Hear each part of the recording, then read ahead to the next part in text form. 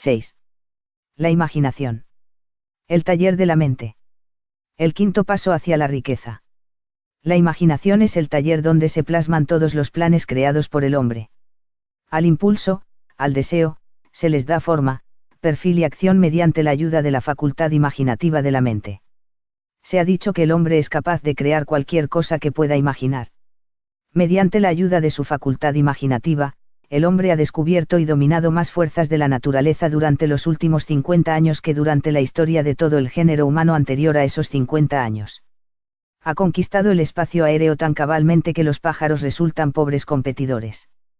Ha analizado y pesado el Sol a una distancia de millones de kilómetros y ha determinado, por medio de la imaginación, los elementos que lo componen. Ha aumentado la velocidad de locomoción hasta poder viajar a velocidades de más de 1000 kilómetros por hora.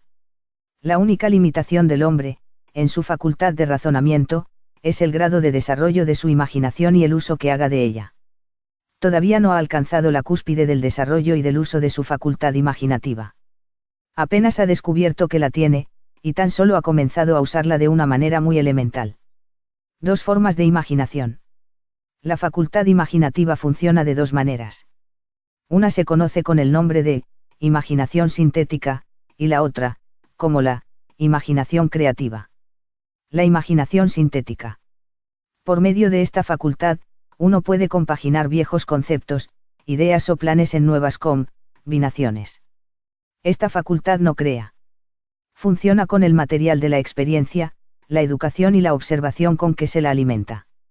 Es la facultad que más usa el inventor, con la excepción del genio, que recurre a la imaginación creativa cuando no puede resolver su problema mediante la imaginación sintética.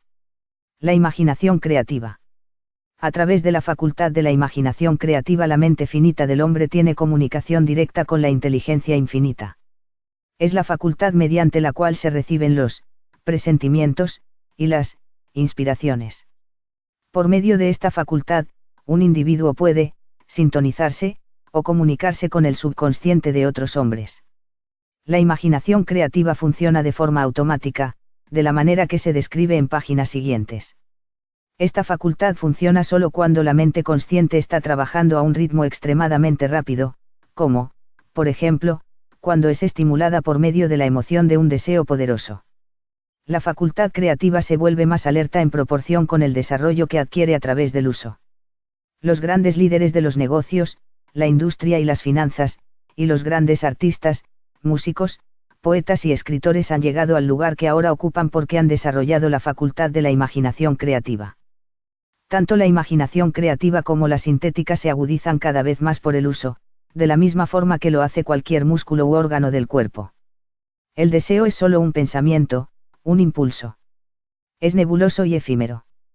Es abstracto, y no tiene valor hasta que sea transformado en su contrapartida física. Si bien la imaginación sintética es la que se usará con más frecuencia en el proceso de transformar el impulso del deseo en dinero, usted debe tener presente el hecho de que puede afrontar circunstancias y situaciones que exijan el empleo de la imaginación creativa. Ejercite su imaginación. Su facultad imaginativa puede haberse debilitado a causa de la falta de actividad. Se la puede revivir y estimular mediante el uso. Esta facultad no muere, aunque puede llegar a la inactividad total por falta de uso. Centre su atención en el desarrollo de la imaginación sintética porque es la facultad que usted usará más en el proceso de convertir el deseo en dinero. La transformación del impulso intangible, del deseo, en una realidad tangible, el dinero, exige el uso de un plan o más. Este plan debe realizarse con la ayuda de la imaginación, y, sobre todo, con la facultad sintética. Léase todo el libro, y luego vuelva a este capítulo, y empiece enseguida a poner a trabajar la imaginación en la construcción de un plan, o planes, para la transformación de su deseo en dinero. Casi en cada capítulo se han dado detalladas instrucciones para elaborarlos. Siga las instrucciones que mejor se ajusten a sus necesidades. Ponga su plan por escrito, si todavía no lo ha hecho. En el momento en que complete eso, habrá dado forma definitiva y concreta a un deseo intangible. Lea una vez más el enunciado anterior. Léalo en voz alta, muy lentamente, y, a medida que lo hace, recuerde que en el momento en que reduce la afirmación de su deseo y planifica su realización sobre un papel, ha dado el primero de una serie de pasos que le permitirán convertir ese pensamiento en su contrapartida física. Las leyes que conducen a la fortuna. La tierra sobre la que usted vive y todas las otras cosas materiales son el resultado de los cambios de la evolución, mediante los cuales las partículas microscópicas de materia se han organizado y acomodado de una manera ordenada. Por otra parte, y esta afirmación es de fundamental importancia, este planeta, cada una de los miles de millones de células del cuerpo de usted, y cada átomo de materia, empiezan como una forma intangible de energía. El deseo es el impulso del pensamiento. Los impulsos del pensamiento son formas de la energía. Cuando empieza a acumular dinero con un impulso del pensamiento, el deseo, usted está poniendo a su servicio el mismo, material, que la naturaleza empleó para crear este planeta y todas las formas materiales del universo, incluido el cuerpo y el cerebro en los que los impulsos de pensamiento funcionan. Usted puede amasar una fortuna mediante la ayuda de leyes que son inmutables. Pero primero debe familiarizarse con esas leyes, y aprender a usarlas. A través de la repetición, y ofreciendo la descripción de estos principios desde todos los ángulos concebibles, el autor desea revelarle el secreto mediante el cual se han conseguido todas las grandes fortunas. Por extraño y paradójico que pueda parecer, el secreto no es tal. La propia naturaleza nos lo pone delante, en la Tierra donde vivimos, en las estrellas, en los planetas suspendidos en sus órbitas, en los elementos que nos rodean, y en todas las formas de vida que tenemos a nuestro alcance. Los principios que presentamos a continuación le abrirán el camino a la comprensión de la imaginación. Asimile los que consiga entender, a medida que lee por primera vez esta manera de ver las cosas, luego, cuando relea el texto y lo estudie de nuevo, descubrirá que ha pasado algo que clarifica las cosas y le da una comprensión más amplia de todo. Pero, sobre todo, no se detenga, no dude en sus estudios de estos principios, hasta que haya leído el libro al menos unas 3 veces, porque, para entonces, ya no querrá detenerse. ¿Cómo hacer uso práctico de la imaginación? Las ideas son el punto inicial de todas las fortunas. Las ideas son productos de la imaginación. Examinemos algunas bien conocidas que han dado origen a fortunas inmensas, en la esperanza de que estos ejemplos transmitirán la información precisa de lo que se refiere al método a través del cual se puede utilizar la imaginación para acumular riquezas. La tetera encantada. Hace 50 años, un viejo médico rural se fue a caballo hasta el pueblo, ató su montura, entró sigilosamente en la droguería por la puerta trasera y empezó a regatear con el joven dependiente. Durante más de una hora, tras el mostrador, el viejo doctor y el dependiente hablaron en voz baja. Después, el doctor salió. Fue hasta el caballo y regresó a la tienda con una gran tetera antigua, y con una paleta de madera, que se usaba para revolver el contenido de la tetera, y las depositó en la parte trasera de la tienda. El dependiente inspeccionó la tetera, buscó en su bolsillo interior, sacó un rollo de billetes y se lo alargó al doctor. El rollo contenía $500, todos los ahorros del dependiente. El doctor le dio un trocito de papel en el que aparecía escrita la fórmula secreta. Las palabras de aquel trozo de papel bien valían el rescate de un rey. Pero no para el doctor. Esas palabras mágicas eran necesarias para que la tetera empezara a hervir, pero ni el doctor ni el joven dependiente sabían que fortunas fabulosas estaban destinadas a brotar de aquella tetera. El viejo médico estaba contento de vender esos objetos por $500. El dependiente se arriesgaba mucho apostando todos sus ahorros a un trocito de papel y a una tetera vieja. Nunca había soñado que su inversión comenzaría con una tetera que rebosaría de oro y que un día sobrepasaría el milagroso fenómeno de la lámpara de Aladino. Lo que el dependiente había comprado en realidad era una idea. La vieja tetera, y la cuchara de madera y el mensaje secreto escrito en el trocito de papel eran cosas incidentales. Las curiosas cualidades de aquella tetera empezaron a manifestarse después de que su nuevo propietario mezclara, según las instrucciones secretas, un ingrediente sobre el cual el doctor no sabía nada. Traté de descubrir qué fue lo que el joven añadió al mensaje secreto, que hizo que la tetera rebosara de oro. Esta es una historia de hechos, más extraños que la ficción, de hechos que se inician en la forma de una idea. Echemos una ojeada a las vastas fortunas que esta idea ha producido. Ha rendido, y sigue rindiendo, fortunas inmensas a hombres y mujeres que se ocupan de cultivar caña de azúcar y de refinar y comercializar el azúcar. La vieja tetera consume, anualmente, millones de botellas, proporcionando trabajo a un enorme número de trabajadores del vidrio. La vieja tetera da empleo a un ejército de dependientes, taquígrafos, escritores y expertos en publicidad en toda la nación. Ha obtenido fama y fortuna para muchísimos artistas que han creado cuadros magníficos que describen el producto. La vieja tetera ha convertido un pequeño pueblo del sur de los Estados Unidos en la capital sureña de los negocios, donde ahora beneficia directa o indirectamente cada negocio y casi a cada residente de la ciudad. La influencia de esta idea beneficia ahora a todas las ciudades civilizadas del mundo, vertiendo un flujo continuo de oro para todo aquel que la toca. El oro de la tetera construye y mantiene una de las universidades más importantes del sur de los Estados Unidos, donde millares de jóvenes reciben el entrenamiento esencial para el éxito. Si el producto de esa vieja tetera de bronce pudiera hablar, nos contaría escalofriantes historias de novela. En todos los idiomas. Novelas de amor, novelas de negocios, novelas de hombres y mujeres profesionales, que se ven estimulados a diario por ese producto. El autor está seguro de una de esas novelas por lo menos, pues tiene parte en ella, y todo empezó no muy lejos de donde el dependiente le compró al médico la vieja tetera. Allí fue donde el autor conoció a su esposa, y ella le habló por primera vez de la tetera encantada. Era el producto de aquella tetera lo que estaban bebiendo cuando él le pidió que lo aceptase, para lo mejor o lo peor. Sea usted quien fuere, viva en donde viva, y sea cualquiera la ocupación a la que se dedique, recuerde en el futuro, cada vez que vea las palabras Coca-Cola, que su vasto imperio de riqueza e influencia ha surgido de una sola idea, y que el misterioso ingrediente con que el dependiente de la droguería, Asa Candler, mezcló la fórmula secreta era la imaginación. Deténgase a pensar en ello por un momento.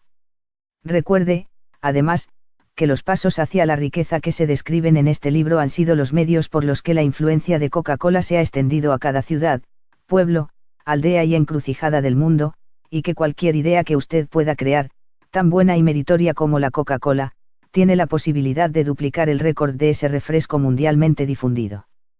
¿Qué haría yo siglo I tuviese $1.000.000? Esta historia demuestra la veracidad de aquel antiguo adagio, donde hay una voluntad, hay un camino. Esto me lo decía ese apreciado educador y clérigo, el extinto Frank W. Gunsaulus, que comenzó su carrera de predicador en los corrales de ganado de la región de Chicago.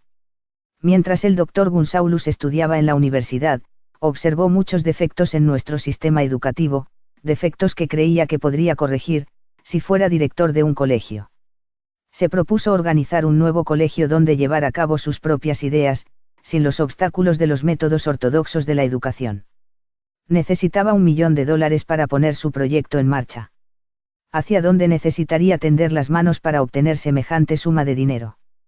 Esa era la pregunta que absorbió la mayor parte de las reflexiones de ese joven y ambicioso predicador. Pero no parecía que consiguiese progreso alguno. Todas las noches se acostaba pensando en lo mismo, y al día siguiente se levantaba con la misma idea. Siguió dándole vueltas, hasta que se convirtió en una obsesión. Al ser un filósofo además de un predicador, el doctor Gunsaulus reconocía, tal como todos aquellos que tienen éxito en la vida, que un propósito definido es el punto inicial desde donde se ha de comenzar. Reconocía, además, que esa definición del propósito adquiere animación, vida y poder cuando está respaldada por un deseo ardiente de traducir ese propósito en su equivalente material. Él conocía todas esas grandes verdades, y, sin embargo, no sabía dónde, ni cómo encontrar $1.000.000.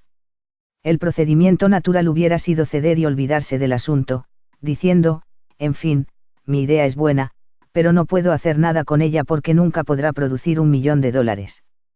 Eso es exactamente lo que la mayoría de la gente hubiese dicho, pero no es lo que el doctor Gunsaulus dijo. Lo que dijo e hizo son cosas tan importantes que ahora se lo presento al lector, para que él mismo sea quien lo explique. Un sábado por la mañana me senté en mi habitación pensando maneras de conseguir el dinero necesario para llevar a cabo mis planes. Durante casi 2 años había estado pensando, pero no había hecho otra cosa que pensar. Había llegado el momento de la acción. En aquel momento decidí que reuniría ese $1.000.000 en el plazo de una semana. ¿Cómo? Eso no me preocupaba. Lo más importante era la decisión de conseguirlo en un plazo determinado, y quiero destacar que en el instante en que alcancé esa decisión, una extraña sensación de seguridad se apoderó de mí, de una manera que jamás había experimentado. Algo en mi interior parecía decir, ¿Por qué no has tomado esa decisión antes? Hace tiempo que ese dinero te espera. Los acontecimientos se precipitaron. Llamé a los periódicos y anuncié que a la mañana siguiente pronunciaría un sermón titulado ¿Qué haría si tuviese $1.000.000? Me puse a trabajar de inmediato en el sermón, pero debo decir, con franqueza, que la tarea no era difícil. Porque había estado preparándolo durante casi 2 años. Mucho antes de la medianoche lo había terminado. Me fui a la cama y me dormí con un sentimiento de confianza, porque podía verme a mí mismo en posesión del $1.000.000. A la mañana siguiente me levanté temprano, me metí en el baño, leí el sermón y me arrodillé para pedir que mi sermón despertara la atención de alguien que me proporcionase el dinero que necesitaba. Mientras estaba rezando volví a sentir la seguridad de que el dinero estaba a punto de aparecer. En mi excitación, salí sin el sermón, y no descubrí mi descuido hasta que estuve en el púlpito, dispuesto a leerlo. Era demasiado tarde para volver por mis notas, y fue una suerte que no pudiese hacerlo. En vez de las notas, mi propio subconsciente me proporcionó el material que necesitaba. Cuando me puse de pie a pronunciar mi sermón, cerré los ojos y hablé con todo el corazón y el alma de mis sueños. No solo hablé para mi audiencia, también me dirigí a Dios. Dije lo que haría con $1.000.000, si alguien me pusiera esa suma en las manos. Describí el plan que había ideado para organizar una gran institución educacional, en la que la gente joven aprendería a hacer cosas prácticas, al mismo tiempo que acumulaban conocimientos. Cuando terminé y me senté, un hombre se levantó lentamente de su asiento, a unas 3 filas de los asientos traseros, y se acercó al púlpito. Me pregunté qué pensaría hacer. Entró en el púlpito, me tendió la mano y me dijo: «Reverendo, su sermón me ha gustado. Creo que puede hacer todo lo que usted ha dicho que haría si tuviera $1.000.000. Para demostrarle que creo en usted y en su sermón, si viene a mi oficina mañana por la mañana, le daré $1.000.000. Me llamo Philip Don Armour». El joven Gunsaulus acudió a la oficina del señor Armour y le dieron el $1.000.000. Con ese dinero fundó el Armour Institute of Technology, que en la actualidad se conoce como Illinois Institute of Technology. El $1.000.000 necesario surgió como resultado de una idea.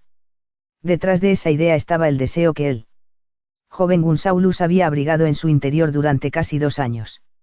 Observe este importante hecho: consiguió el dinero al cabo de 36 horas de haber alcanzado la decisión definitiva de obtenerlo y de decidir un plan definido para ello.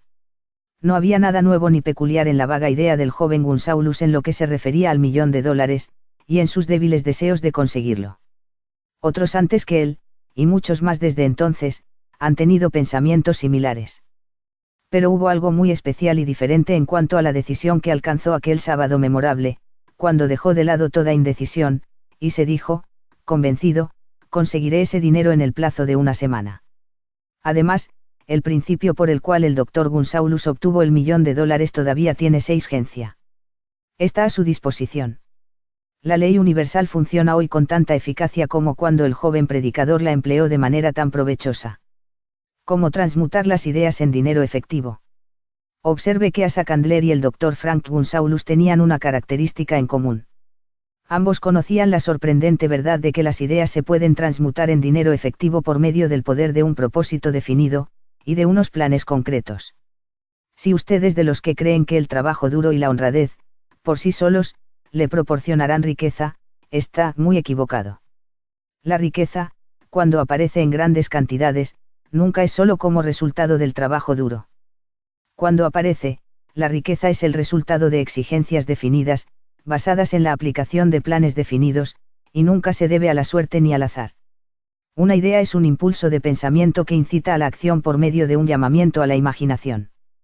Todos los vendedores expertos saben que, cuando las mercaderías no se pueden vender, las ideas sí. Los vendedores del montón lo ignoran, y, precisamente por eso, son del montón.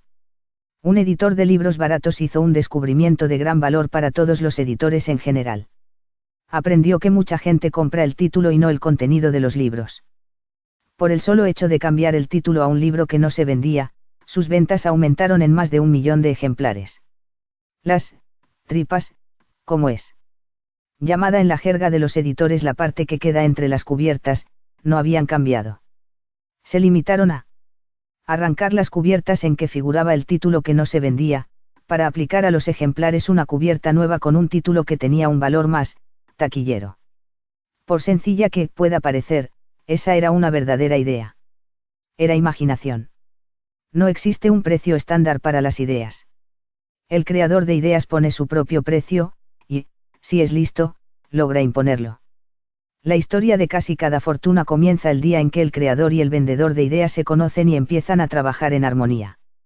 Carnegie se rodeó de hombres capaces de todo lo que él no podía hacer, hombres que creaban ideas, y hombres que ponían esas ideas en práctica, y tanto él como los demás llegaron a ser fabulosamente ricos.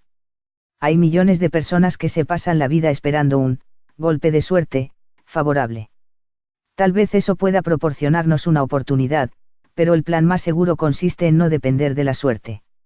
Un golpe de suerte favorable fue lo que me ofreció la mejor oportunidad de mi vida, pero tuve que dedicar 25 años de esfuerzos en una misma dirección para que esa oportunidad se convirtiese en algo real. El golpe de suerte consistió en conocer a Andrew Carnegie y obtener su cooperación. En aquella ocasión, Carnegie me sugirió la idea de organizar los principios de los logros y los triunfos en una filosofía del éxito. Miles de personas han aprovechado los descubrimientos que se han hecho durante estos últimos 25 años de investigación, y se han acumulado varias fortunas mediante la aplicación de esta filosofía. El comienzo fue sencillo. Era una idea que cualquiera hubiera podido poner en práctica. El golpe de suerte favorable surgió con Carnegie, pero ¿qué hay de la determinación, la definición de los propósitos y el deseo de alcanzar el objetivo, y el esfuerzo perseverante de 25 años? No era un deseo ordinario el que sobrevivió a los contratiempos, a los desalientos, a los fracasos temporales, a las críticas y a los constantes recordatorios de que aquello era una pérdida de tiempo. Era un deseo ardiente. Una obsesión. Cuando Carnegie me sugirió la idea por primera vez, fue alimentada, alentada y abrigada para mantenerla viva. Gradualmente, la idea llegó a ser gigante por su propio poder, y entonces me alimentó, me alentó y me condujo. Las ideas son así. Primero nosotros les damos vida, acción y orientación, y luego ellas adquieren su propio poder y arrasan con cualquier tipo de oposición. Las ideas son fuerzas intangibles, pero tienen más poder que el cerebro físico en donde nacen. Tienen el poder de seguir viviendo, aun después de que el cerebro que las ha creado haya regresado al polvo.